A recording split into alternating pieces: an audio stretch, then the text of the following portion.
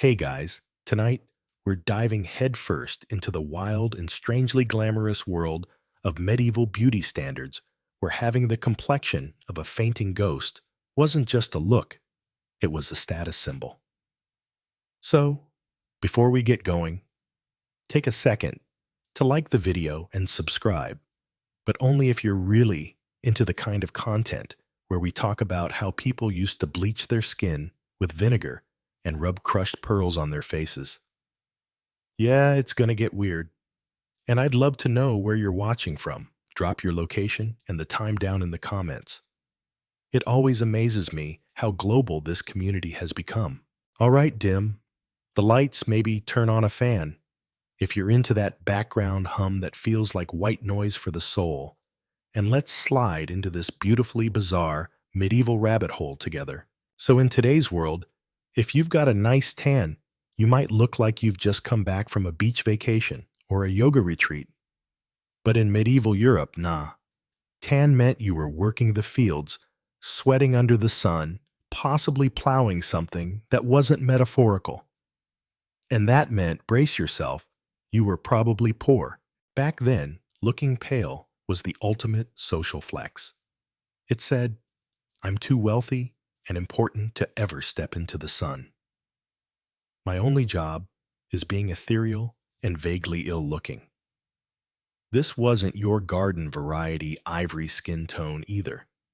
We're talking paper white ghost on a cloud levels of pale. So pale you could startle a mirror. So pale they sometimes painted on veins in blue pigment to really drive home the idea that your skin was basically see-through. Now here's the fun part. Nature rarely gives you that kind of look without some effort, especially if you have, blood in circulation. So people got creative. And by creative, I mean toxic. Literally. Enter white lead powder. Yes, lead. The stuff we now spend millions sealing off from old paint and pipes. Back then, it was beauty's best friend and also a guaranteed slow ticket to the grave. This lead-based powder gave you that flawless matte finish. It smoothed out imperfections. It erased pores. It also slowly poisoned you. But hey, trade-offs, right? Some folks took it even further, with skin bleaching routines involving vinegar-soaked cloths or mixtures made with crushed pearls, egg whites, or chalk dust. One recipe was basically a breakfast omelet of death. And if that wasn't enough, blue pigment was painted over arms and décolletage to give the appearance of delicate veins, because the more visible your hypothetical fragility, the higher your perceived class. This was chemical warfare disguised as skincare. But the logic was brutally simple. The paler you were, the less likely it was that you had ever touched livestock or done a day of hard labor. Your skin was your resume, and literature got in on the action too. Poets waxed rhapsodic about women who were pale as milk, white as snow, and in one very specific example, as pale as the winter moon. Translation: she looked like she might faint during a haiku reading, and that was hot. But again, this wasn't just a beauty trend, it was a social statement.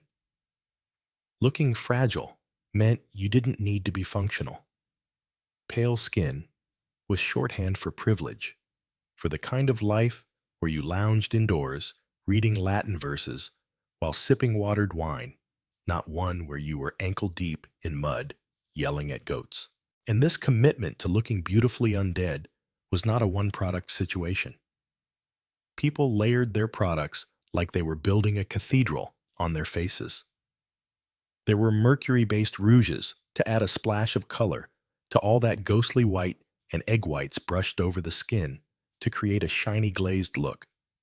Because who doesn't want their face to resemble a glazed donut? But here's the kicker.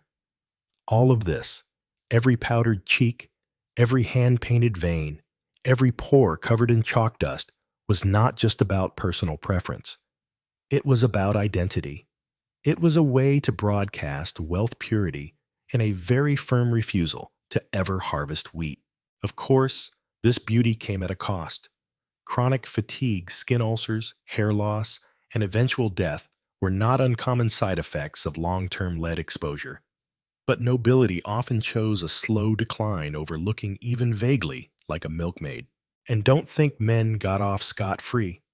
Male courtiers, especially in Renaissance courts, also partook in these rituals. A pale man was a refined man. Powdered cheeks and softened features showed you were more poetry than plow.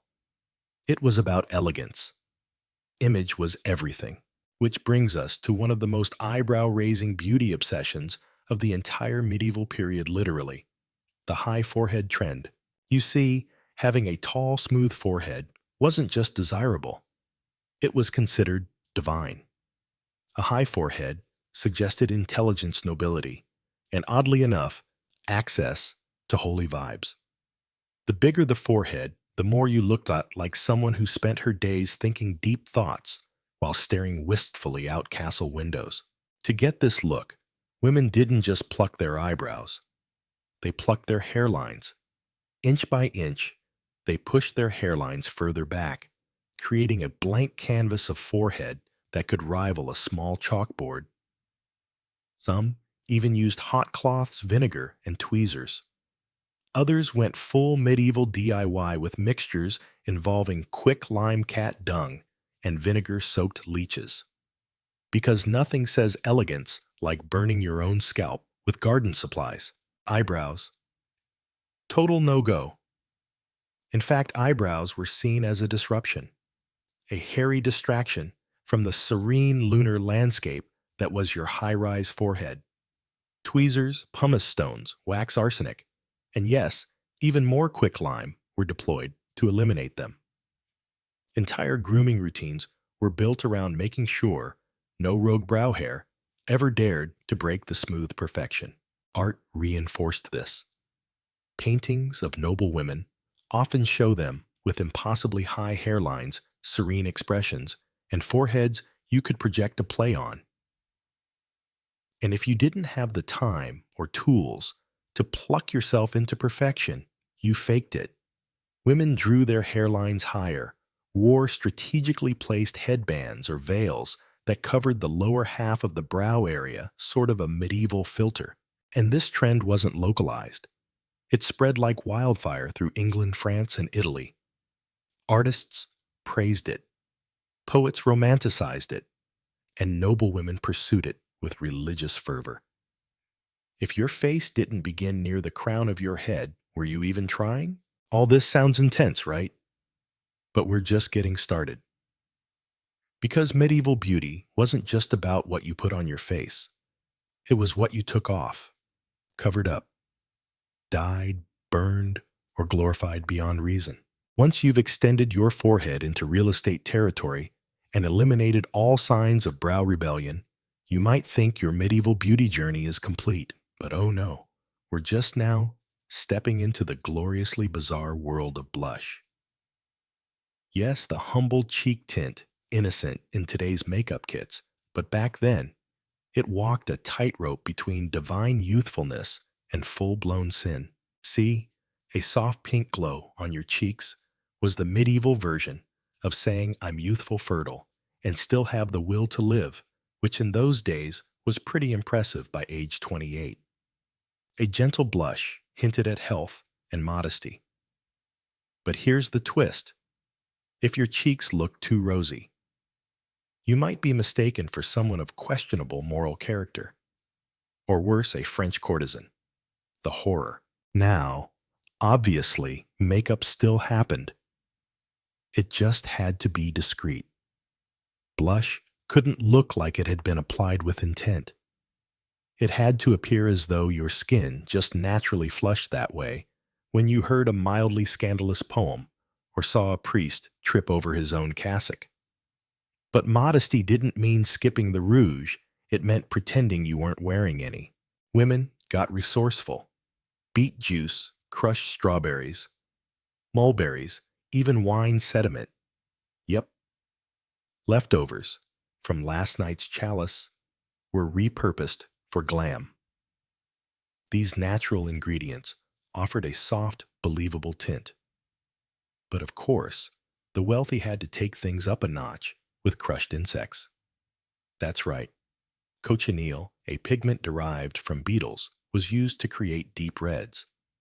It was expensive, rare, and toxic, because nothing says luxury like bug blood. Other high-class rouge options included red lead and cinnabar, both packed with poison naturally. Side effects included fatigue, skin irritation, and occasionally a dramatic early exit from life. But hey, at least your cheeks looked adorable. Application tools weren't exactly Sephora level. Fingers, cloth scraps, bits of sponge. Basically, anything that hadn't just stirred stew got the job done. Mirrors were rare, so women had to trust muscle memory and the occasional brutally honest maid. And if your blush stood out too much, get ready for the social side eye.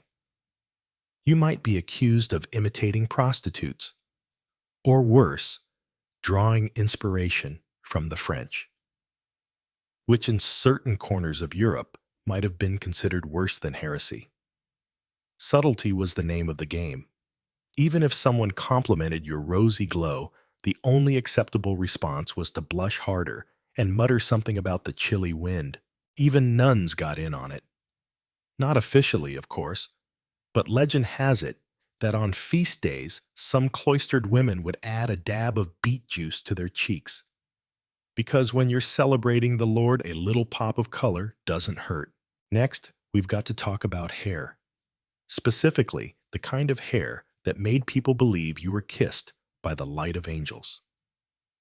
In medieval Europe, blonde was the gold standard. Not because it was common, it wasn't, but because it symbolized youth virtue and divine favor. It was the color of saints in stained glass, of the Virgin Mary in manuscripts, though she definitely wouldn't have been a natural blonde, geographically speaking. If you were born blonde, congratulations. You were already ahead. But most natural blondes darken with age, and that just wouldn't do. So, like everything else in medieval beauty, people turned to homemade chemistry. Hair lightening recipes included saffron, chamomile, ash, honey, and lye. Yep, straight up caustic lye. That stuff you use to make soap or peel paint. Combine that with a bit of sunshine, and you had the medieval version of bleach and highlights. One popular method was called sunbasking. You'd apply your mixture, wrap your hair in cloth or nets, and sit in direct sunlight for hours. It worked best if you had the patience of a nun and skin that didn't immediately crisp into bacon. And then there was urine.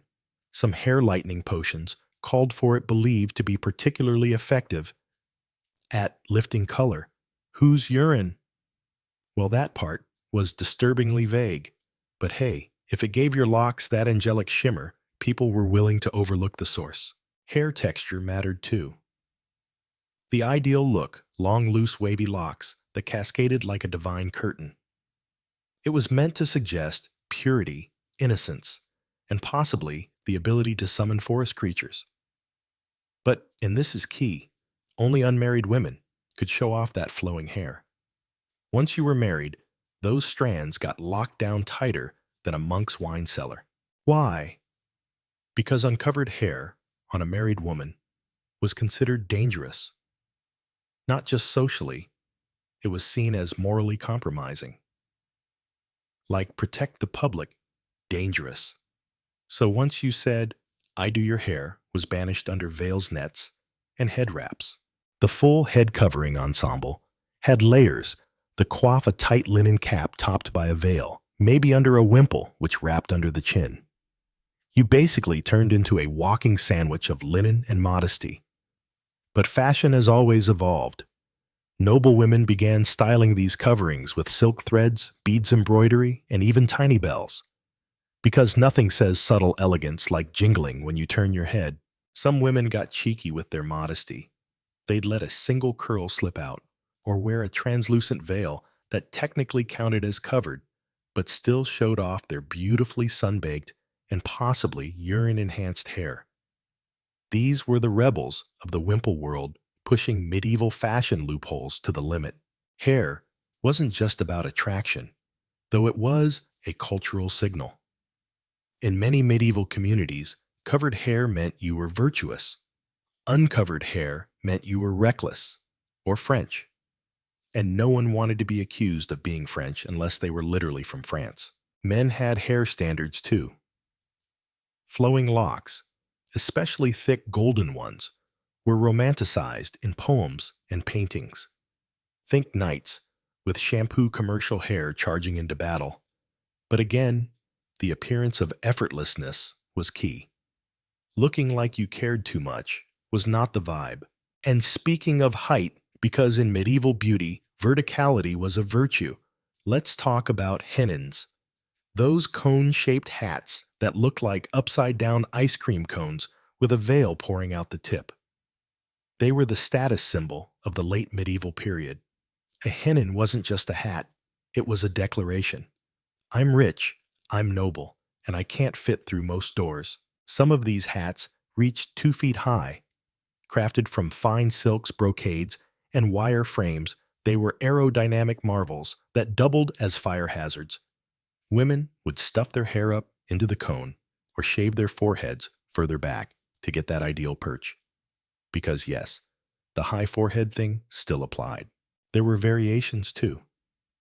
The heart-shaped escoffion that looked like 2 croissants had collided at your temples. Or the butterfly hennin, where sheer veils fanned out like wings. Great for a dramatic entrance, terrible in a breeze. These towering accessories were all about spectacle. You couldn't exactly hide in a hennin. You became a walking exclamation point, which was, of course, the point. Outside, the elite simpler headwear was more common linen caps, basic veils, circlets. Still elegant, but without the threat of decapitation via low doorway. And what did the church think of all this? Oh, they had opinions. Clergy constantly warned against vanity, pride, and neck strain. But for noble women, the hennin wasn't just fashion. It was armor. Social, symbolic, and sometimes literally pointy. Medieval beauty was high-stakes, folks. From the powder on your cheeks to the hat on your head, everything had meaning. Everything had risk. And we're just warming up. So we've covered pale skin, vanishing eyebrows, cheek rouge made of bugs, and headgear that required architectural blueprints. But buckle in, because we're not done dissecting the weird and wild beauty trends of medieval Europe. Next stop on our aesthetic tour, the body. Let's talk about the ideal medieval female figure. Spoiler alert, it was less about being strong or athletic and more about appearing as if you might faint at the whisper of bad news. The ideal body type was soft, slender, and ethereal. Think I subsist on air poetry and maybe a spoonful of broth. Strength. That was for peasants. Curves. Yes, but only in moderation. And definitely not the gym-earned kind. We're talking gentle, subtle roundness. Like a blush, it had to look accidental. A narrow waist was crucial, though not cinched within an inch of your internal organs, like in later centuries. Instead, women used tightly bound garments like kirtles or coats to create an elongated silhouette, pulling the waist just below the bust in what's now called the empire waist. This gave the illusion of a taller, leaner figure, which was exactly what you wanted if you were aiming for that floating through life kind of grace. Being too thin, though, that was a red flag. In a world plagued by famine, disease, and short lifespans, looking emaciated didn't scream noble. It screamed possibly dying. A touch of softness, especially in the hips or face, signaled health and fertility. Translation: you could probably survive the winter and bear children. That balance between delicacy and survival was the sweet spot. And while women weren't expected to be strong, they were expected to move gracefully. No slouching, no stomping. Every gesture needed to say, "I've never lifted anything heavier than a satin veil." Posture was everything. A straight back, and dainty step could be the difference between being admired and being dismissed as clumsy or common. Now, the idea of beauty as a social weapon wasn't exclusive to women. Let's pivot to the fellas for a moment, because medieval men had their own checklist of aesthetic expectations. For starters, a man didn't need to be ripped like a modern action hero. In fact, being too muscular could suggest you were doing actual labor, and actual labor. Again, not the vibe. The ideal nobleman was tall, lean, and broad-shouldered, but never bulky. He had to look like he could lift a sword, not like he regularly hauled barrels. High cheekbones, a sharp jawline, a straight nose. These were all considered attractive features. Hair was typically worn to the shoulders, sometimes with curls or waves that may or may not have been enhanced with early curling irons. Yes, curling irons. Medieval men were not above a little heat styling to get those locks just right. And while beards came and went in fashion, depending on the century and location, facial hair was always carefully curated. A wild, unkempt beard was a no-go unless you were a hermit or a knight returning from war. Otherwise, the look was controlled, shaped, and absolutely intentional. But beyond the face and body clothing did a lot of the aesthetic heavy lifting. Padded shoulders, fitted tunics, tailored doublets, all of it worked together to sculpt the male form into something noble and commanding. And posture mattered just as much as it did for women. A nobleman didn't slouch. He glided, preferably with an air of barely concealed disdain for anything less than exquisite. Now back to the ladies, because one of the most subtle but powerful beauty weapons of the medieval era was the eyes. These weren't just windows to the soul. They were basically the medieval equivalent of a dating app profile. Big, clear, slightly tearful eyes were seen as not only beautiful, but virtuous. If your eyes looked like they just witnessed the fall of mankind and were still politely recovering, you were doing it right. Blue and gray eyes were especially admired in Northern Europe, associated with innocence, piety, and probably a lack of exposure to manual labor. Down south, darker eyes held their own allure, especially when framed by noble blood and a sizable dowry. Makeup for eyes, surprisingly minimal. No eyeliner pens, no mascara, no smoky eyeshadow palettes. Just soot charcoal or ground herbs carefully dabbed around the lashes. This gave the eyes a subtle frame and made them appear larger, but it also risked eye infections, blurry vision, and occasional blindness. But hey, beauty is pain, right? Want to look more wide-eyed? Stand near a candle. Want to look mysterious? Look down at all times, but not too much, or you'd seem sneaky. Eye contact was a game of social chess. Too much, and you were bold, maybe even flirtatious. Too little, and you seemed dishonest or suspicious. The ideal look. Occasional glances upward from beneath your lashes. The medieval version of, I'm not looking, but I definitely know you're looking. Even watery eyes were a beauty plus. They made you look emotional, spiritual, sensitive. The kind of woman who weeps at the sight of a rose or a well-written sonnet. No artificial tears existed, but smoke from a nearby fire or mild humiliation in public could do the trick. And yes, men had eye standards too, though theirs were less about moisture and more about intensity. A nobleman's gaze was expected to be calm, steady, and quietly judgmental. If you looked like Ursho, like you were analyzing someone's moral worth just by blinking at them, you were nailing it.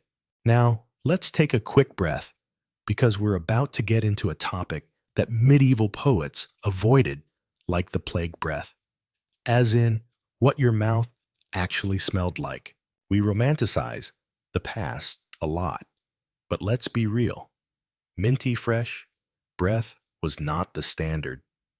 Toothpaste, not a thing. Toothbrushes, sort of, but not really. Mouthwash. If you count rinsing with wine or sage water, sure. And yet fresh breath was technically considered desirable. Not that people expected your mouth to smell like a peppermint grove, but more like not rotting. If your breath was gentle and vaguely herbal, you were winning. Women would chew parsley fennel seeds cloves or cinnamon sticks. They'd use twigs as early toothbrushes, rubbing their teeth with chalk, crushed herbs, or sometimes just cloth. If you were lucky enough to have access to an apothecary, you might get your hands on a vinegar-based rinse or a paste made from sage and myrrh. Fancy stuff. But here's the catch. Opening your mouth too wide in public was frowned upon. So, you couldn't exactly check your breath by asking a friend to lean in. You just had to hope your herbal chew had done the job. For noble women, it was all about minimizing offense. Conversations happened at arm's length. Public affection was rare. And if you were really concerned, you carried a pomander, a small scented ball filled with herbs or resin. You'd wave it near your face like a scented shield, because if you're going to whisper sweet nothings to a knight or sigh dramatically while sipping wine, your breath better not smell like eel stew. Teeth, by the way, not great. The goal was to keep them functional, not flashy. A healthy smile was nice, but showing it off too much was considered a little much. Most medieval portraits don't even show teeth. Smiling with your mouth closed was the preferred style, something like, "I'm delighted, but modestly so." So yes, beauty in the Middle Ages wasn't just about skin or hair, it was about posture, presence, breath, and how well you pretended that your natural glow came from piety, not from crushed bugs or lye-soaked hair. And trust me, we're only getting deeper into the strange and symbolic. Next up, we'll look at how scent played a role, not just in attraction, but in survival. Because when bathing is optional and plumbing is a distant dream, perfume isn't luxury, it's a necessity. All right, let's be honest, when bathing is something you do once a week. If you're fancy, and summer means you're wearing 4 layers of wool, scent becomes more than just a personal preference. In medieval Europe, the way you smelled wasn't just a matter of attraction. It was survival, a social shield, a hygiene hack, and sometimes a political power move. Welcome to the highly aromatic world of medieval scent management. Let's start with the basics. People did bathe, just not as often as we might hope. Public bathhouses existed especially in the early and late medieval periods. In some cities, they were part of daily life, communal spots where people gathered to clean up gossip, and sometimes do other things, which is why the church eventually started frowning on them. The idea of naked people socializing in hot water didn't sit well with clergy. Bathhouses got a reputation for being morally questionable, and in some regions, they were closed or heavily regulated. Combine that with plagues, war, and the general paranoia about spreading disease through water, and suddenly dry bathing became a thing. Dry bathing. Sounds refreshing, right? It wasn't. It meant wiping your body down with a cloth and maybe spritzing yourself with scented water. It was the medieval equivalent of a wet wipe and perfume combo. Not exactly spa day material. Now, for the nobles and the very well-to-do, personal hygiene was taken a bit more seriously. Linens, aka undergarments, were worn closest to the skin and changed regularly. These layers absorbed sweat and body oils and were easier to wash than, say, a velvet gown or brocade tunic. Some people even layered herbal sachets between garments. Think of it as the medieval version of sticking a lavender dryer sheet under your shirt. But the real olfactory magic came from perfumes and scented accessories. Let's start with the pomander. This little metal orb, often ornately crafted and worn on a chain or belt, was filled with herbs, flowers, spices, and resins. Cloves, cinnamon, rosemary, sage, and something delightfully ominous called powder of roses were common ingredients. The pomander's job was simple mask everything unpleasant and make sure you always had a cloud of fragrance at arm's reach. Sometimes they were held in the hand or waved subtly in front of the face during public events, especially in crowded churches, markets, or around anyone who looked like they hadn't seen a bucket in a while. Because when plumbing is a Latin word you can't afford to pronounce, everyone needs a scented shield. Gloves were another favorite. Leather gloves were soaked in perfume so that every movement of your hand released a gentle puff of fragrance.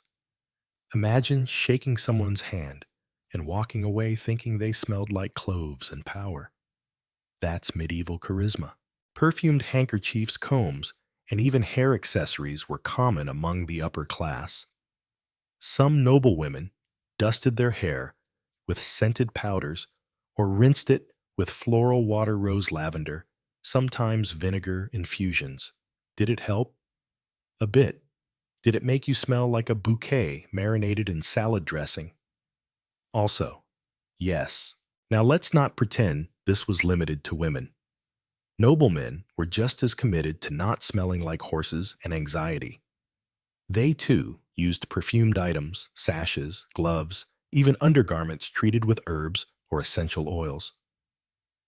In some courts, your scent was a part of your brand. If you entered a room and no one could smell you coming, were you even important? But here's where it gets interesting. Scent wasn't just cosmetic, it was moral. The belief that foul smells were connected to disease and sin ran deep. Good smells equaled purity, health, and divine favor. Bad smells meant corruption, illness, and possibly demonic presence. This is why churches burned incense, why sick rooms were filled with aromatic herbs, and why plague doctors stuffed their creepy beaked masks with flowers and spices. Scent was protection, spiritual and physical. Now let's shift back to beauty and get into something we haven't touched yet, teeth. Because yeah, you could have the perfect pale skin, flowing golden locks, a high forehead, like a marble sculpture, and cheeks flushed like a noble beet. But if you smiled and revealed a dental disaster, that was a problem. Here's the thing, medieval dental care wasn't non-existent. It was just limited. Sugar wasn't widely consumed across Europe until later periods, so people's teeth weren't as rotten as during, say, the 17th or 18th century. But bread, porridge, wine, and general poor nutrition still did plenty of damage. Most people had teeth that were serviceable, not show-stopping. And the goal wasn't perfection, it was functionality. You needed to chew bread and speak clearly. That was enough. That said, people did clean their teeth. Kind of. They used chew sticks, twigs from aromatic plants that doubled as breath fresheners and plaque scrapers. Some rubbed their teeth with cloths dipped in vinegar or salt. Others used powders made from sage-crushed coral chalk or ash. Were these abrasive? Absolutely. But they got the job done. Sort of. Toothbrushes, as we know them, didn't exist yet. Toothpastes? Nope. Mouthwash? Kinda. Rinsing with wine, herbal infusions, or vinegar was popular among the wealthy. Did it help? Maybe. Did it sting? Definitely. Still, a white, even smile was admired, especially in youth. It suggested health, cleanliness, and good breeding. So women sometimes used whitening powders. Of course, many of those powders contained lead or mercury, because of course they did. But even if you had great teeth, you were expected to keep them hidden. Smiling in medieval art is rare. Saints, angels, nobles, they're all painted with closed lips and pensive expressions. Flashing a full grin was considered low class, maybe even vulgar. It implied frivolity or drunkenness. So the ideal medieval smile, a modest, close-lipped suggestion of contentment, the kind of smile you might wear while contemplating scripture, not while laughing at a fart joke. Now, let's bring all of this together with the ultimate paradox of medieval beauty. It wasn't really about looking good. It was about what your looks said about you. Pale skin wasn't just attractive, it meant wealth and idleness. A high forehead meant intelligence and status. A soft, willowy figure meant you weren't burdened by labor. Delicate eyes meant emotional depth. Everything was symbolic. Even scent had its place in this silent language. Smelling like herbs and rose water told the world you were clean, virtuous, and had access to things most people couldn't afford, like actual rose water. Your body was a message, a visual sermon, a nonverbal resume, but it was also a trap. Because if you looked too good, people started asking questions. Was she vain? Was she seductive? Was she trying to tempt someone's husband? Was she possibly a witch? You had to perform beauty without ever owning it. Wear makeup, but pretend you didn't. Be admired, but never admit to trying. Smell like roses, but make it seem like you were born that way. And if that sounds exhausting, that's because it was. A medieval woman was constantly walking the tightrope between admiration and accusation. One too many dabs of rouge, and suddenly you were a Jezebel. One curl peeking out from your veil, and someone's writing a sermon about you. It wasn't just beauty, it was a minefield. And yet women played the game. They innovated. They experimented. They used what little they had, herbs, minerals, cloth, light, to shape how the world saw them. In a time when they had so little power, beauty was a form of agency. Dangerous, yes, but sometimes dangerously effective. In the next part, we're going deeper into the politics of medieval beauty, how looking too beautiful could literally get you accused of sorcery, why some women were feared for their looks, and how medieval beauty standards weren't just about admiration, but about control. So far, we've explored medieval beauty through the lens of skin-scent smiles and foreheads that doubled as billboards.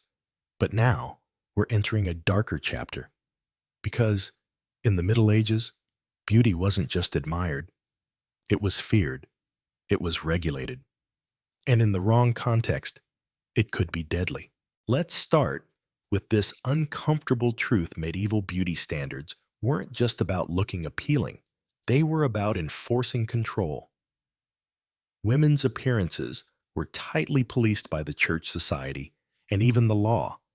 Beauty was fine as long as you didn't enjoy it, as long as you didn't use it, because the moment a woman looked like she knew she was beautiful, people got suspicious. Enter the sin of vanity. Vanity wasn't just frowned upon, it was a moral failing, a spiritual threat. In sermons and writings, medieval preachers warned women against adorning themselves with too much makeup or spending time on their appearance. The fear wasn't just that beauty was a distraction. It was that beauty could lead others into sin. And guess who bore the blame when that happened? Yep, the woman.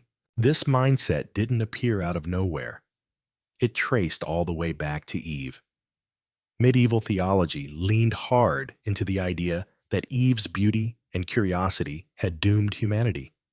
So every woman after her was seen as a potential repeat offender, a walking, talking temptation wrapped in silk and scandal. A woman wearing makeup might be accused of trying to seduce. A woman who showed her hair in public could be branded immodest. A woman whose eyes lingered too long could be declared dangerous. And if she was particularly beautiful, particularly charismatic, and God forbid single, the whispers could start fast. Witch. Yes, you heard that right. In some cases, women were literally accused of witchcraft because they were considered too beautiful. The logic, if we can call it that, went something like this. No woman could possibly be that radiant unless she was getting supernatural help. Maybe she'd made a pact with the devil. Maybe she was using enchanted powders. Maybe she had a demon doing her hair in the morning. This wasn't just paranoia, it was deadly. During periods of intense witch hunting, especially in the later medieval and early modern periods, women who stood out for their looks could be targeted just as easily as those who stood out for their age eccentricity or herbal knowledge. Beauty became part of the evidence. It was a red flag, a risk, because in a world where symmetry was considered a sign of divine favor, too much symmetry might mean you'd been favored by someone else entirely. And that someone else wore horns. One famous accusation involved a woman who was said to charm men into marrying her by using a powder made from bat's tongue and basilisk bone. Was that real? Of course not. But it shows how easily beauty was tied to suspicion. A woman who attracted attention was dangerous by default. And it wasn't just witches who were under scrutiny. Women in the royal court had their own beauty dilemmas. Court life demanded elegance and perfection. But any woman who outshined the queen, she was in trouble. Take Isabeau of Bavaria, Queen of France. She was known for her beauty and her lavish fashion, but also mocked relentlessly for being too extravagant. Her appearance became a political weapon. Enemies used it to question her morality, her spending, and her loyalty. The prettier and better dressed she was, the more fuel she gave to her critics. This created a paradox.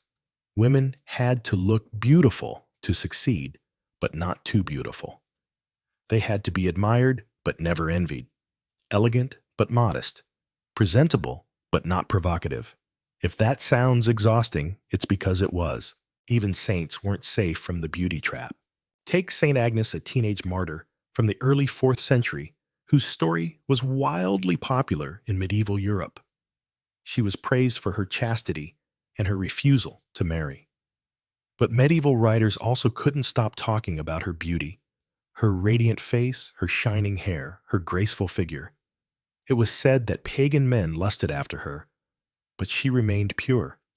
And when she was killed for refusing to marry, her death was framed as both a moral victory and a tragic loss of divine beauty. That's the level of contradiction medieval women lived with. Your looks were proof of God's grace. But if you enjoyed them, if you benefited from them, you were in trouble. Even literature reinforced the trap. In medieval romances, beautiful women were often either the virtuous damsel or the wicked temptress. There wasn't much middle ground. You were either a vision of pure-hearted chastity, like Elaine of Astolat, who died of unrequited love, or you were Morgan Le Fay, seducing knights and causing chaos. This binary followed women everywhere. In real life, a noblewoman who wore makeup might be labeled vain. A merchant's wife who dressed too richly could be accused of social climbing. A peasant girl with natural charm might attract unwanted attention and unwanted blame. Because when things went wrong, when marriages failed, when men strayed, when scandals erupted, someone always needed to be blamed. And beauty was an easy scapegoat. But here's where it gets more interesting and even more tragic. For many women, beauty was one of the few currencies they had. In a world where women couldn't vote, own land freely, or decide who they married, appearance became a kind of power. A risky power. A fragile power. But power nonetheless. If you could charm a suitor, you might secure a better match. If you could please your husband, you might gain a bit more freedom or financial support. If you looked the part of a noblewoman, People might treat you with more respect, whether you were noble or not. Some women leaned into this. They learned how to play the game. They used rouge sparingly, chose flattering fabrics, styled their hair to emphasize their best features.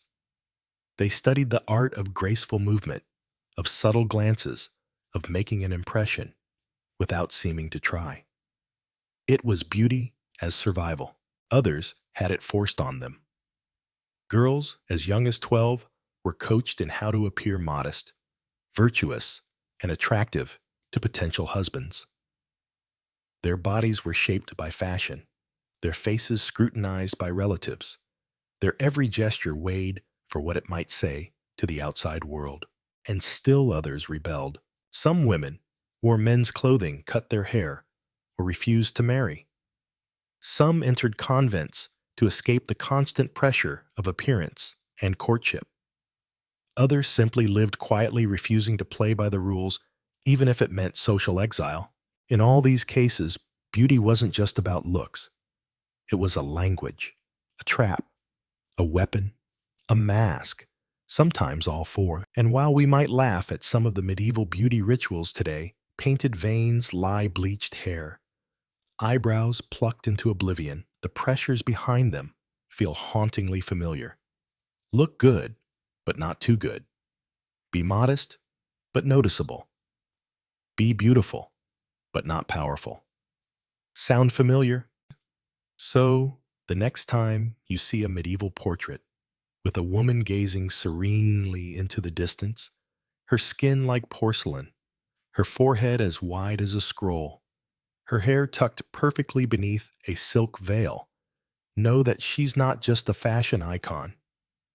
She's navigating 1,000 silent expectations. She's telling a story, one that probably includes a fair amount of discomfort, powdered lead, and social danger. Next up, we'll step away from the face and body for a moment and explore how medieval clothing enhanced or distorted beauty. From padded shoulders to cinched waists to armor-like bodices and trailing sleeves, fashion wasn't just about fabric. It was architecture for the body and the class system alike. Now that we've painted the full picture of medieval beauty standards and their social consequences, it's time to zoom out and look at the body as a whole. Specifically, how fashion didn't just dress the body, it sculpted it. Think of clothing in the Middle Ages as both billboard and battleground. What you wore told everyone who you were, how much you were worth, and exactly how far they should bow when you entered the room. Let's start with silhouettes, because in medieval Europe, your body wasn't allowed to simply be. It had to be shaped into the ideal, and that meant layers, lots of them. Garments weren't just decorative, they were strategic. Every cut, every drape, every cinch was designed to manipulate how your figure appeared, sometimes with impressive architectural complexity. For women, the go-to base layer was the chemise, a linen underdress that soaked up sweat and protected the fancier layers from getting too lived in. Over that came the kirtle, a form-fitting dress, often laced up the front or sides. The kirtle was where shaping really started. It hugged the torso, lifted the bust, and smoothed the waistline. Add a gown on top of that, and maybe a surcoat over that, and you've now got 3 or 4 layers working overtime to say, "I'm important, delicate." And yes, it took me an hour to get dressed today. Waistlines were often raised to just under the bust, giving that long, willowy appearance we talked about earlier. If your natural body didn't match the ideal, no problem. Padding, tight lacing, and artfully placed pleats could fix that. The goal wasn't realism. The goal was aspiration. Sleeves were their own universe. Tightly fitted sleeves emphasized slender arms, while trailing or bell sleeves added a dreamy fairy tale quality to your movement. They also dragged through everything: mud, candles, food, but that was part of the charm. If your sleeves were impractical, it meant you didn't have to actually do anything with your hands. Again, status. Necklines shifted over time, sometimes high and chased other times scandalously low. And by scandalous, I mean you could maybe see the top of a collarbone. Modesty was still the baseline, but fashion kept testing those limits. Dresses might be slashed at the sides to reveal the fine fabric beneath, or laced just loosely enough to hint at the curve of a figure. Then there were the trains, long strips of fabric trailing behind you like a bridal gown. The longer the train, the higher your status. Not because it looked better, but because it meant you had the resources to keep it clean and someone else to carry it for you. A practical dress said, I work. A ridiculous dress said, I don't have to. Colors also told stories. Rich hues, like deep blue crimson, and especially purple, were associated with royalty and nobility, in part because the dyes were so expensive. Some colors were even legally restricted. You couldn't wear certain shades unless you held a specific rank. It was literal color-coded classism. And let's not forget fabric. Wool was standard for everyday folk. Durable, warm, and available. But the upper classes preferred imported silk velvet or fine linen. The finer the weave, the more it said, touch me not, I am expensive. Texture mattered. A rough surface meant manual labor. A smooth, shimmering fabric meant your hands were too soft to shovel anything more intense than gossip. Men's fashion was just as strategic. A nobleman's tunic was often padded at the shoulders and cinched at the waist to create a V-shape broad on top, narrow at the hips. This conveyed strength without bulk. Tunics grew shorter in some periods, giving a glimpse of the legs clad in tight-fitting hose naturally, which introduced a whole new world of leg-related flexing. Codpieces eventually entered the picture, especially in the later medieval period, turning male fashion into something not just shaped, but downright sculpted.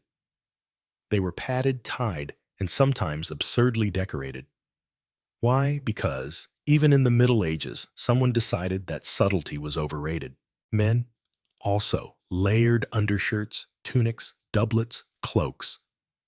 A nobleman could easily wear 5 layers before even putting on his belt and boots. His clothes weren't just a wardrobe. They were a resume, an alibi, and a personal PR campaign rolled into one. Footwear told its own story. Peasants wore simple leather shoes or went barefoot. Nobles wore elongated pointy shoes called poulaines, which sometimes extended several inches past the toe. Walking in them required practiced dignity and possibly a support team. But again, that was the point. If you could wear something ridiculous and still function, you were clearly important. Accessories sealed the deal. Belts weren't just belts, they were gilded, embroidered, bejeweled. Brooches, rings, and hairpins were status symbols. Hats ranged from modest veils to towering hennons, from flat caps to fur-lined hoods. Every layer, every item was a coded message. I am someone. Look at me carefully, but not too long. I'm married. I'm rich. I'm virtuous. I'm deadly. But here's the twist. Fashion didn't just reflect status. It policed it. Sumptuary laws. Those were actual laws that dictated what you could and couldn't wear.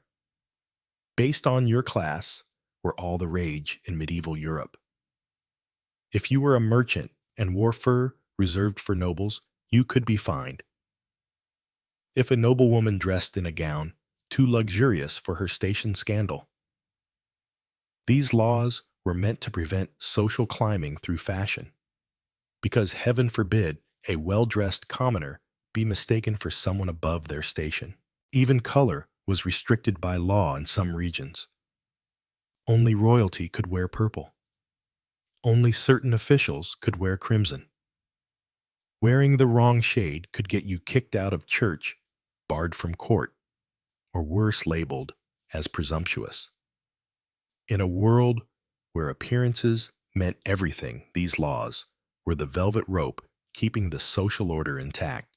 That's why people followed the rules but also bent them.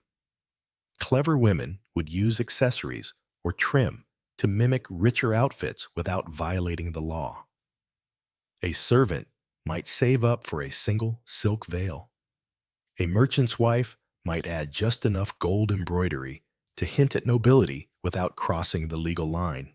And let's not forget that fashion could be resistance. Some women deliberately wore clothes deemed too lavish or too plain as acts of rebellion. Dressing down in religious garments could be a protest against vanity. Dressing up beyond your class could be a declaration of ambition. Even hairstyles carried meaning. Loose hair was for virgins and saints, but also for rebels and mystics. Covered hair meant modesty.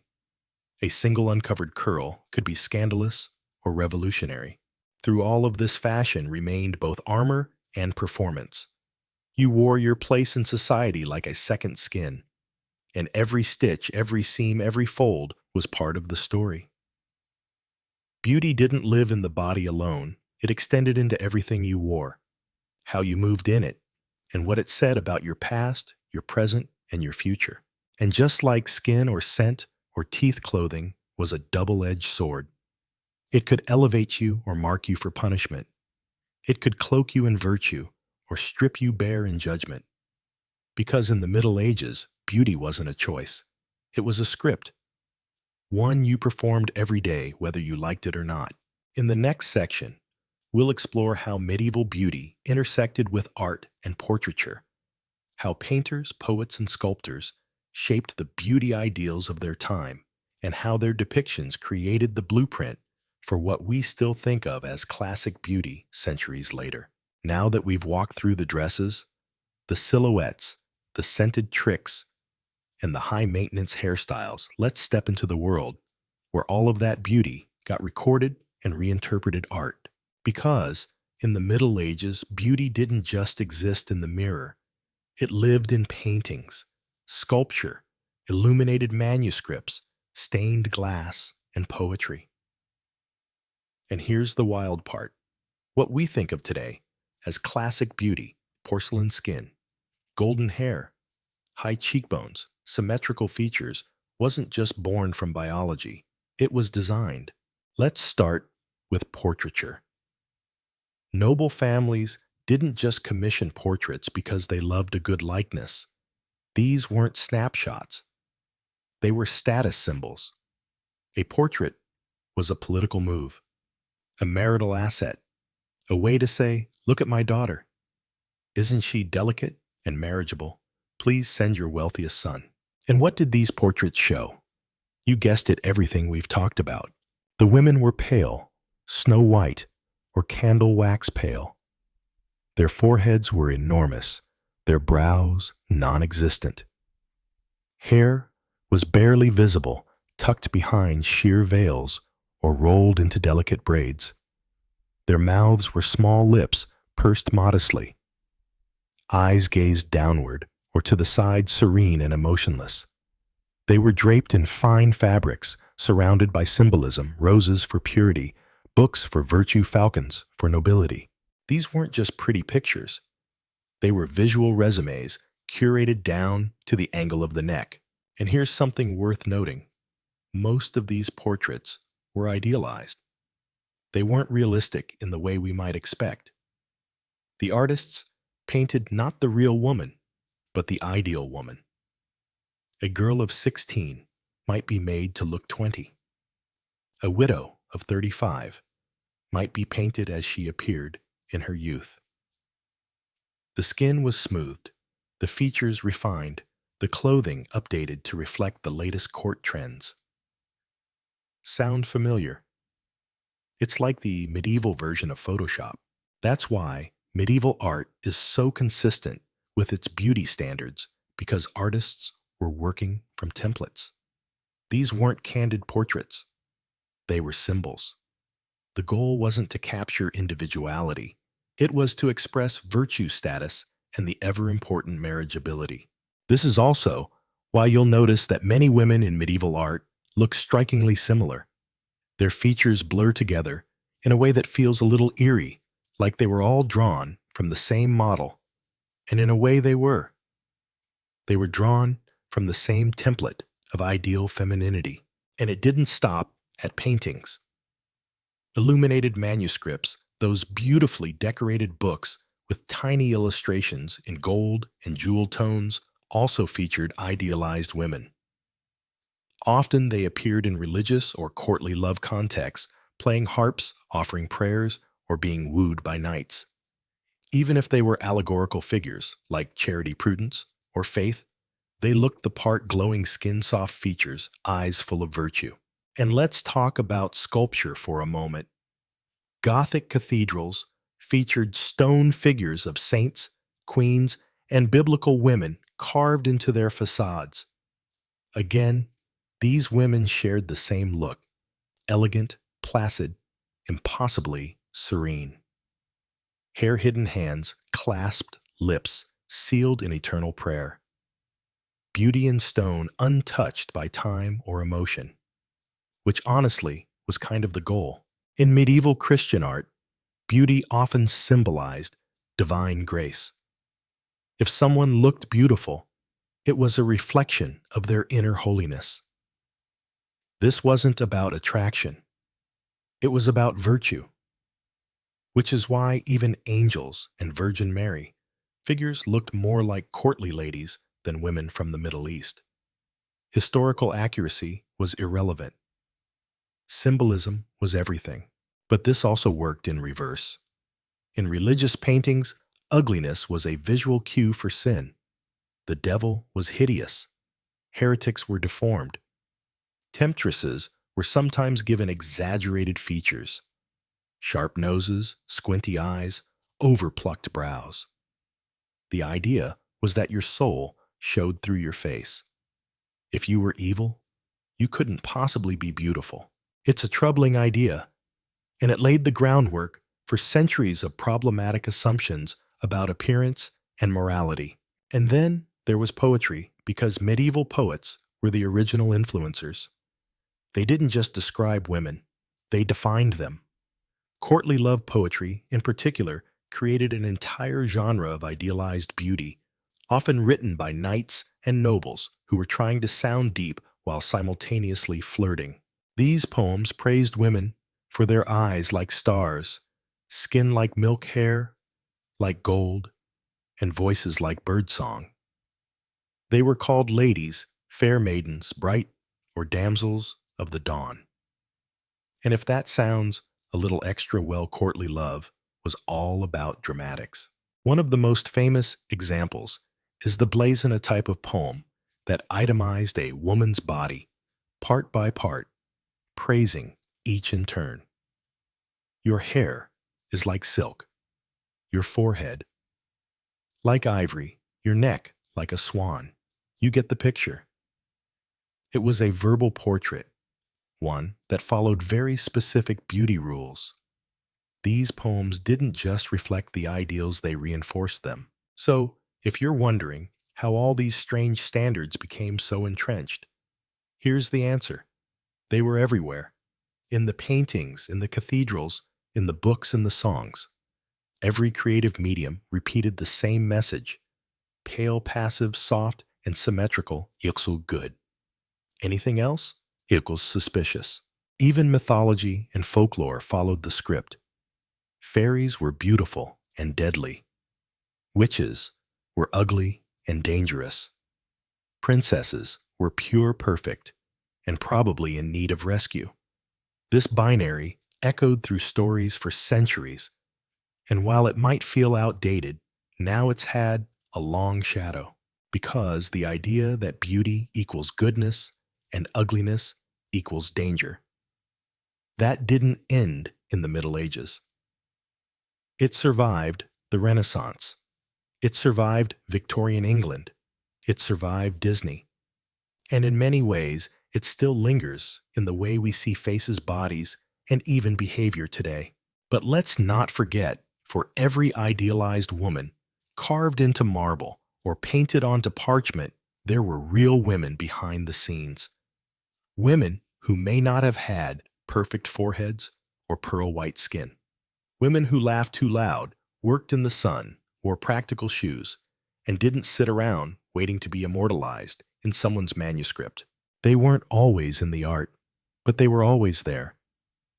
Running households, weaving cloth, tending fields, writing letters, surviving plagues, navigating marriages. Real life was messier than the portraits, more nuanced than the poetry. But it's also where the truth of medieval beauty actually lived. And ironically, it's those imperfect stories, the ones that weren't painted, that tell us the most about what beauty meant back then. Next up, we'll explore how medieval beauty varied across regions and cultures. Because while European beauty ideals were widespread, they weren't universal. From Byzantium to Moorish Spain to the courts of Eastern Europe, we'll dive into how different parts of the medieval world defined, celebrated, and sometimes challenged what it meant to be beautiful. By now, we've unpacked the beauty ideals of medieval Western Europe in all their powdered, perfumed, plucked brow glory. But the Middle Ages weren't confined to England, France, and Italy. The medieval world was a rich tapestry of cultures, empires, and overlapping beliefs, and each had its own take on what it meant to be beautiful. Let's start with Byzantium, the Eastern Roman Empire that flourished for over 1,000 years with its capital in Constantinople. If Western Europe was busy idealizing pale skin and high foreheads, Byzantium was perfecting an aesthetic that blended Roman opulence with Eastern mysticism. Byzantine beauty was all about radiance. The ideal woman glowed, not just physically, but spiritually. Golden tones were prized, golden skin, golden jewelry, golden halos, and icons. Women were often depicted with almond-shaped eyes, delicate features, and serene expressions. Their eyebrows weren't erased, but arched gracefully, often painted or enhanced with natural dyes. A full, modest brow was seen as elegant, not rebellious. Makeup was subtle but present. Kohl lined the eyes to add depth, and natural pigments like crushed flowers or minerals were used to tint the lips and cheeks. Hair was typically dark glossy and braided into intricate styles, sometimes adorned with pearls or gold thread. Modesty was essential, especially in noble circles, but beauty was seen as a reflection of divine order. If you looked harmonious, you were believed to be in harmony with heaven. Clothing emphasized this: radiance-draped silks, layered tunics, gold embroidery, and veils that shimmered in candlelight. In Byzantine art, the goal wasn't realism. It was transcendence. Women weren't painted as flesh and blood. They were ethereal, timeless symbols of piety and grace. Now, let's shift west and south to Moorish Spain, where the intersection of Islamic, Jewish, and Christian cultures created a beauty culture unlike anything else in medieval Europe. In Moorish society, particularly in Al-Andalus, the Muslim-ruled regions of Spain, beauty was both spiritual and sensual. Cleanliness was central. Islamic traditions placed high value on hygiene, so regular bathing, hair care, and grooming were not just aesthetic practices, they were religious obligations. This was a stark contrast to many parts of medieval Christian Europe, where bathing was often considered morally suspect. Women in Moorish Spain valued soft, smooth skin, often achieved with natural oils, exfoliating pastes, and perfumed waters. Henna was used to stain the hands, feet, and sometimes hair, creating vibrant reddish tones considered attractive and celebratory. Eye makeup, particularly kohl, was common and culturally approved. It was used not only for beauty, but also believed to protect the eyes from the sun and ward off evil. Hair was usually long, dark, and elaborately styled or braided. In some cases, it was covered by veils or scarves, depending on social and religious expectations. but within private settings, especially among noble women, hair and makeup could be displayed and celebrated freely. Poetry from this region, written in Arabic, Hebrew, and later Spanish, praised women for their eyes, their fragrance, and their graceful movement. Complexions were described in metaphors: the dawn upon alabaster, the shadowed warmth of date palms. There was a deep sensuality to this beauty ideal, but always paired with intellect, wit, and cultural refinement. And it wasn't just women. Men in Moorish Spain were also expected to maintain their appearance: trimmed beards, clean clothes, polished manners. Aesthetic discipline applied to both genders, reflecting inner balance and respect for others. Next, let's go north to Scandinavia, where the Viking era gave way to a medieval culture that blended rugged practicality with surprising attention to appearance. Contrary to popular myths, medieval Norse people, men and women alike, valued cleanliness. Combs, tweezers, ear spoons, and even razors have been found in Viking graves, suggesting grooming was taken seriously. Bathing was common, typically in hot springs or communal bathhouses, and Saturday was known as washing day. Scandinavian beauty ideals lean toward health and strength. A woman's long, thick hair, often blonde or auburn, was considered a mark of vitality. Braids were the go-to style, practical for daily life, but also symbolically powerful. Hair was sometimes adorned with beads or pins, especially during festivals or ceremonies. Skin tone varied, of course, but rosy cheeks and a fresh, open look were admired. Simplicity, rather than heavy cosmetics, was preferred. Clothing, though practical, was often colorful, dyed with natural plants, and layered with wool or linen. Jewelry, especially brooches, arm rings, and necklaces, added flair and emphasized status. For Viking men, the ideal was much the same: strong, clean, confident. Beard grooming was a matter of pride, not just function. A wild, unkempt beard could suggest madness or exile. A well-kept one implied leadership and honor. Now, let's visit Eastern Europe, where Slavic cultures developed their own unique aesthetic. From Russia to Poland to the Balkans, traditional beauty emphasized fertility, humility, and a close connection to nature. Fair skin, as in much of Europe, was admired, but not to the deathly white extremes of French courts. The emphasis was on natural radiance. Rosy cheeks, shining hair, and expressive eyes were central. Traditional beauty rituals included milk baths, herbal steams, and face masks made from honey or eggs, natural remedies still used today. Hair was sacred, especially for unmarried women. Loose, flowing hair was a symbol of maidenhood and spiritual purity. Braiding rituals were common, often tied to rites of passage like weddings or religious festivals. After marriage, women covered their hair with scarves or headdresses to signify their new role. Folk dress played a huge part in the beauty image. Embroidered blouses, layered skirts, and beaded necklaces didn't just look beautiful, they told stories. Each pattern and color had regional and symbolic meaning. Even posture and poise were taught from a young age: how to sit, how to walk, how to move gracefully during dances or ceremonies. Interestingly, in Russia, a high forehead was also considered elegant, much like in the West.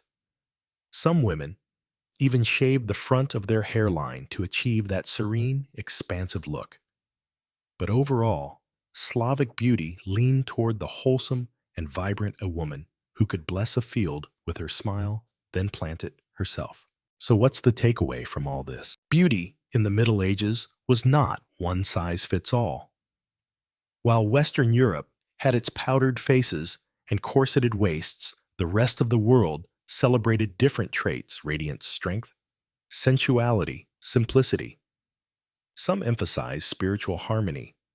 Others focused on grooming or hair or movement.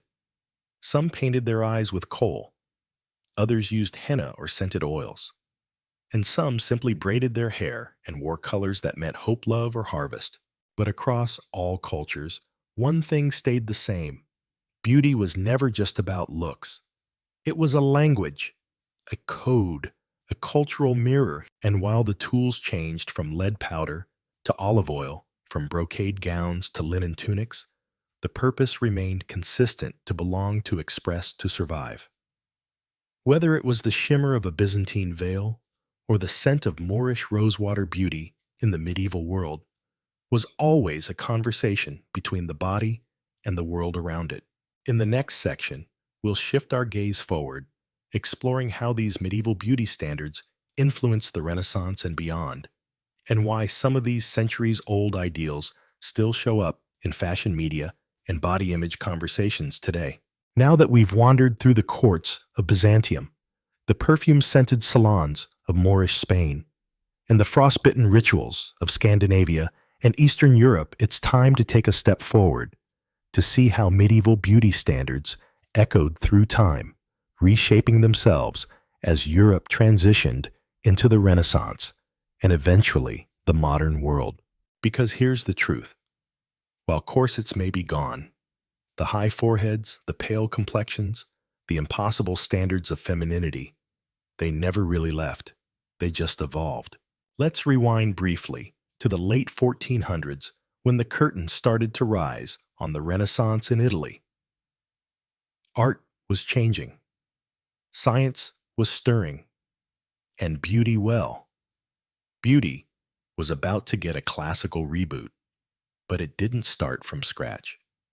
The ideals of the medieval world were carried over, polished up with Greco-Roman influence, and paraded into the New Age.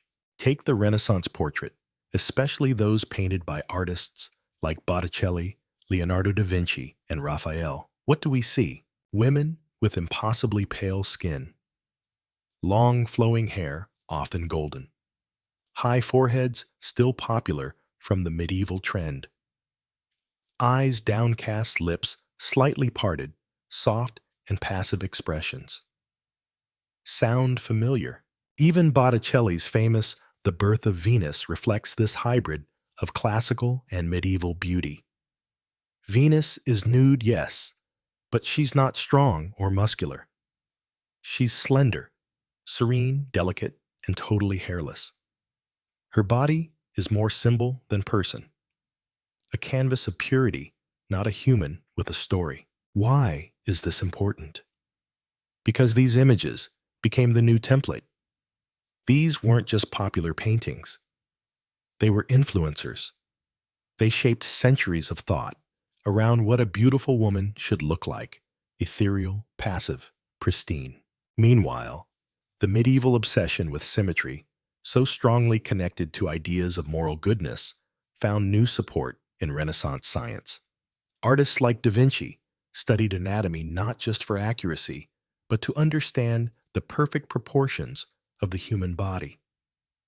The Vitruvian Man wasn't just a drawing. It was a claim symmetry equal harmony equal ideal. And women. They were often left out of the scientific perfection loop unless they could fit into it. The more symmetrical your face, the more you were praised. The whiter your skin, the more you were adored. And the less expressive your features, the more divine you seemed. Emotion was messy. Stillness was sacred. Fast forward a bit into Elizabethan England, and we see another direct descendant of medieval beauty standards, Queen Elizabeth I herself. Pale as parchment, with a high plucked hairline, powdered face, and red gold hair. She even used ceruse, a lead-based white foundation that medieval women had used for centuries. It was toxic, yes, but it made her glow like moonlight. It made her iconic, and it set the tone for noble women across Europe. If the queen looked like a ghostly goddess, so should you. Even as medical knowledge improved, women kept using poisonous cosmetics to achieve the look. It was that deeply ingrained. As we moved into the 18th and 19th centuries, The medieval obsession with modesty, symmetry, and skin tone remained. Victorians brought back the high necklines and tightly cinched waists, though they swapped kirtles for corsets. Women fainted regularly, not because of weak constitutions, but because they were literally being squeezed into hourglass silhouettes for the sake of visual beauty. And while art changed, the underlying ideas stayed stubbornly similar. Women were expected to be soft, unblemished, doll-like, to be looked at, not to look back. It's the same energy that once crowned saints in stained glass windows, untouchable, flawless, quietly suffering. Now, let's bring it all the way into today, because those old standards didn't vanish. They went digital. Think about modern beauty trends, the obsession with clear skin. Medieval, the preference for small noses, large eyes, full lips, and high cheekbones, straight from the illuminated manuscripts and marble busts. The high-arched brow trend that comes and goes every few years. Thank the medievals. Even the bizarre trend of people drawing on fake freckles now flips the script on what was once considered a disfiguring mark. Then there's the issue of skin tone. Even today, pale skin is still equated with status in many parts of the world. Skin lightening products are a billion-dollar industry. The idea that whiteness equals wealth equals virtue is a direct descendant of the medieval class system, where having a tan meant you were a laborer. Even beauty. Filters on social media today often default to lightened skin, smoothed complexions, and narrowed noses. They create faces that are eerily symmetrical, emotionless, and eerily familiar if you've spent any time looking at medieval portraits. And let's not ignore how fashion trends echo the past. Every time a puffed sleeve comes back in style or a tight waistline dominates the runway, it whispers of the Gothic silhouette. Modern power dressing often pulls from the same visual language used by medieval noblewomen. Broad shoulders, elongated lines commanding presence. Armor for the modern woman. It's not just the look. It's the pressure. The same social forces that once punished women for being too beautiful or not beautiful enough still operate today. Just now, they come from algorithms, influencers, and likes. And instead of preachers warning about vanity from the pulpit, we have wellness gurus selling $300 skincare routines and weight loss teas. But here's the good news. The further we get from the medieval past, the more we can reclaim beauty as something personal. We've started to break down the old scripts. More people are questioning the rules of symmetry, the bias toward youth, the obsession with perfection. There's more space now for wrinkles, for texture, for authenticity. There's more celebration of diversity, not just in skin tone or hair type, but in what it means to be seen. We're not quite free of the medieval mirror, but we're turning it around bit by bit. And maybe that's what beauty's always been. Not a fixed standard, but a conversation. A negotiation between body and culture, time and place, self and society. In the Middle Ages, that conversation was often one-sided, dictated from pulpits and painted ceilings. But now we get to talk back. In our final section, we'll explore the surprising ways medieval beauty lives on in modern pop culture, from fantasy films and historical dramas to Instagram aesthetics and wedding trends. Because even when we don't realize it, we're still haunted by the pale face in the tower, the braided maiden in the forest, and the ghostly queen who never ages. We've traced the pale threads of medieval beauty, from powdered cheeks and plucked foreheads to Renaissance paintings and Instagram filters. But now, in our final chapter, let's walk through the uncanny afterlife of these centuries-old ideals, because medieval beauty isn't just history. It's still everywhere in modern pop culture. Let's start with one of the most obvious places fantasy media. Think about the most iconic queens, princesses, or witches in shows and movies. You'll notice something very familiar. Whether it's Game of Thrones, The Lord of the Rings, The Witcher, or even Disney's Frozen, the tropes and visuals borrow heavily from the medieval playbook. The fair-skinned noblewoman with flowing hair and a soft, unreadable face. That's a direct echo of the illuminated manuscripts and stained glass saints. Long gowns, tight bodices, high collars, and trailing sleeves, straight out of a 13th century fashion catalog. Even the makeup barely there, blush, pale lips. Bold brows mirrors the ideals of virtue restraint and passive beauty. Look at Galadriel in The Lord of the Rings, a serene, radiant figure, glowing in pale light, barely smiling above it all. She could have stepped straight out of a medieval tapestry. She's not just an elf.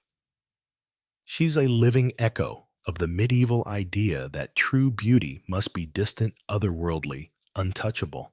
And what about the evil queen trope? Think of Snow White, Maleficent, the Chronicles of Narnia's White Witch. These characters are often exaggerated versions of the same medieval fears, powerful, beautiful women who are also dangerous, manipulative, or demonic. Their beauty is weaponized. It's too sharp, too controlled, too knowing. Remember those medieval accusations of witchcraft just for looking too perfect.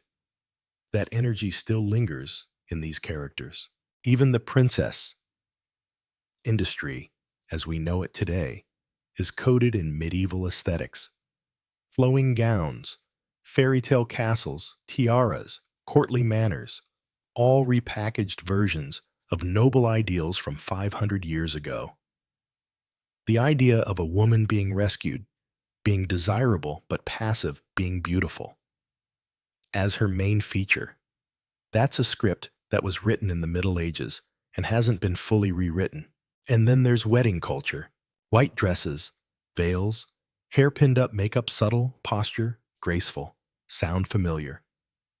Modern weddings are some of the clearest survivors of medieval beauty rituals.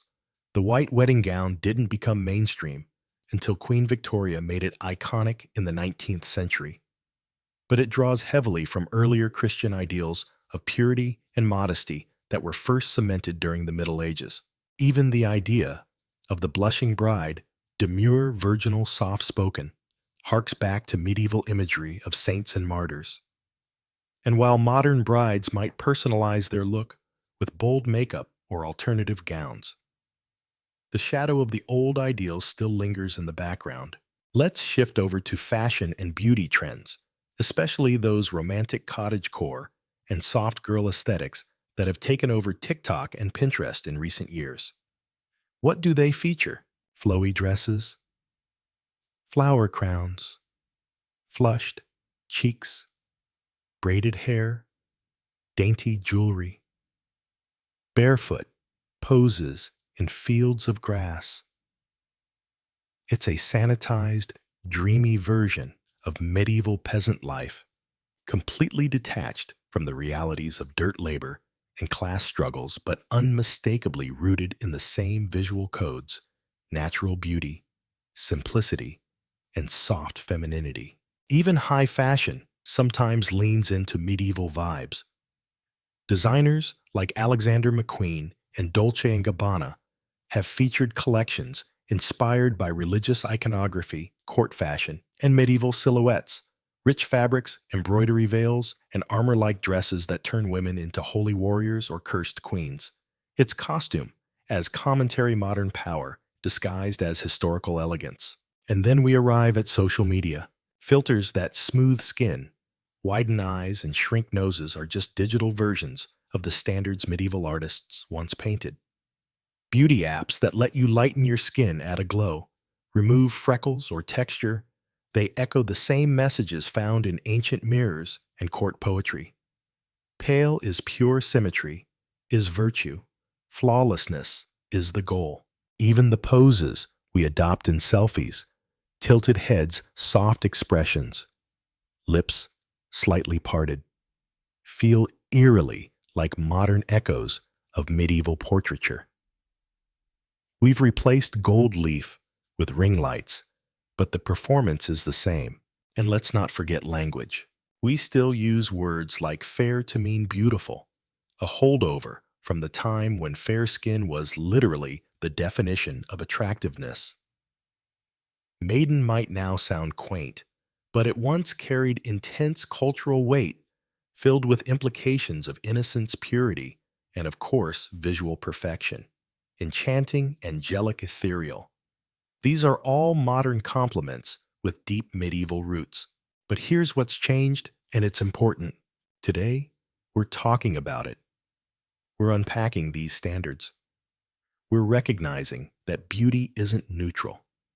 It has history, it has baggage, and we're starting to ask better questions. Why do we still associate light skin with purity? Why do we praise youth and symmetry as natural beauty?